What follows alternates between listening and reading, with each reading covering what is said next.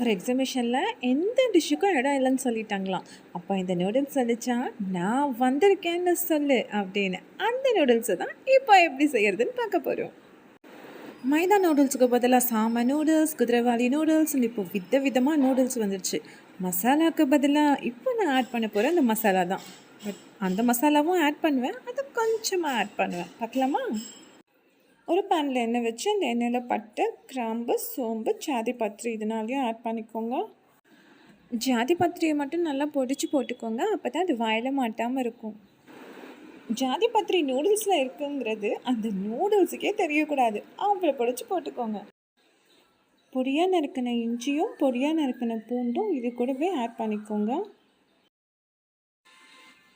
வெங்காயம், தக்காளி, பச்சை மிளகாய் இதையும் இது கூடவே சேர்த்து வதக்கிக்கணும்.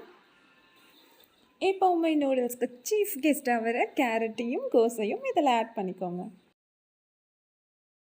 நான் இதில் ரெட் கேபேஜ் தான் ஆட் பண்ணியிருக்கேன். அது சாயம் போத்துற மாதிரி போகும், ஆனாலும் அந்த சாயம் உடம்புக்கு நல்லது தான் பண்ணும். ஸோ கண்டிப்பாக ரெட் கேபேஜ் நிறையவே ஆட் பண்ணிக்கோங்க. நான் இதில் 2 பேக்கெட் நூடுல்ஸ் போட போகிறேன், அதனால் 3 டம்ளர் தண்ணி சேர்த்துக்கிறேன். தண்ணி கொதி வந்தனும் அதில் நூடுல்ஸ் ஆட் பண்ணிக்கோங்க. இதில் ஒரு 1/4 ஸ்பூன் கரம் மசாலாவும் 1/4 ஸ்பூன் மேகி மசாலாவும் ஆட் பண்ணிக்கோங்க. அதுவே போதும். நம்ம போட்டிருக்க பட்டையிலேருந்து வர ஃப்ளேவரும் இந்த கரம் மசாலா ஃப்ளேவரும் இதுக்கு ஒரு நல்ல டேஸ்ட்டை கொடுக்கும். நூடுல்ஸை மூடிட்டு கொஞ்ச நேரம் வேக வச்சுடுங்க.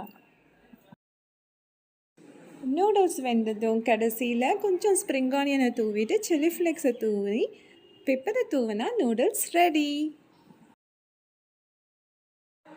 இந்த நூடுல்ஸோட ஒரு முட்டை ஆஃப் பாயில் போட்டு சாப்பிட்டிங்கன்னா ரெண்டும் சேர்ந்து உங்கள் வாயில் ஒரு டான்ஸே ஆடிடும்.